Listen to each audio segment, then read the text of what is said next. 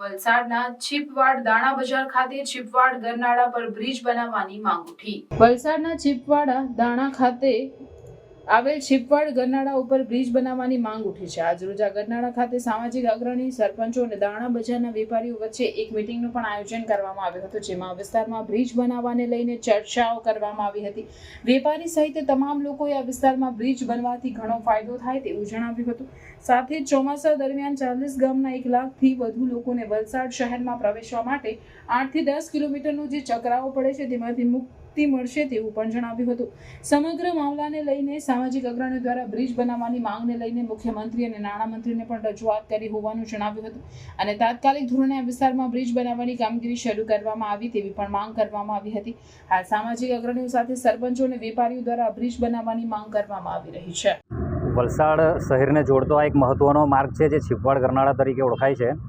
વલસાડ, ખેરગામ અને વાંસદાના લગભગ 1 લાખથી લોકો દરરોજ વધારે લોકો અહીંથી અવરજવર કરે છે। આ મામલે ખેરગામ વિસ્તારના ભાજપ અગ્રણીઓએ ગત મંગળવારે રાજ્યના મુખ્યમંત્રી અને વલસાડના પોતાના નાણામંત્રી એવા કનુભાઈ દેસાઈને રૂબરૂ મળીને આ ઓવરબ્રિજની કેટલી જરૂરિયાત છે અને એને લીધે કેટલી તકલીફો પડે છે એ બાબતે રૂબરૂ માહિતગાર પણ કર્યા અને લેખિત રજૂઆત પણ કરી છે। અને એમણે કનુભાઈ દેસાઈ સાહેબે ખૂબ જ સારો એવો પ્રતિસાદ આપ્યો છે અને એમણે કહ્યું છે કે આ ધ્યાન પર જ છે, પરંતુ હાલમાં જે જાણવા મળ્યું છે એ પ્રમાણે ચીપવાડ ઓવરબ્રિજ અને આગળ જતાં વલસાડ પારડીનું એક ગરનાળું છે બીજું, એ ગરનાળાની પણ એક દરખાસ્ત થયેલી છે। GUDCએ વલસાડ ચીપવાડની અને વલસાડ પારડીના ગરનાળાની બંનેની GUDC એટલે કે ગુજરાત અર્બન ડેવલપમેન્ટ કંપની છે જે પાલિકા સંલગ્ન આવે છે, એ બંને ગરનાળા માટેની ઓવરબ્રિજ માટેની એક દરખાસ્ત કરેલી છે। એટલે હાલમાં ગાંધીનગર કક્ષાએ આ બંને દરખાસ્તો પેન્ડિંગ છે।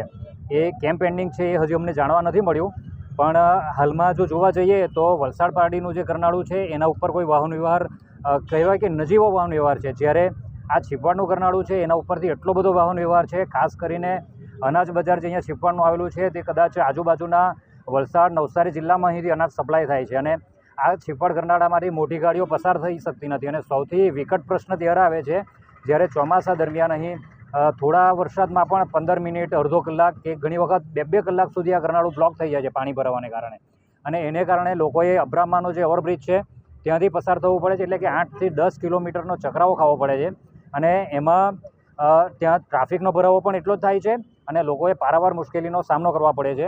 એટલે આ ધ્યાન નાણામંત્રી અને મુખ્યમંત્રીશ્રીને આ વાત ધ્યાને આવી છે અને ટૂંકા સમયમાં જો આ ઓવરબ્રિજનું નિર્માણ થાય તો ખૂબ જ લોકોને રાહત થાય એવું છે। આ વાંસદા ખેરગામ વલસાડ હાઈવે રોડ આવેલો છે, જે આ વલસાડનું અંડરપાસ ખૂબ નાનું છે અને એમાં ચોમાસા દરમિયાન પાણી પણ ભરાઈ જાય છે।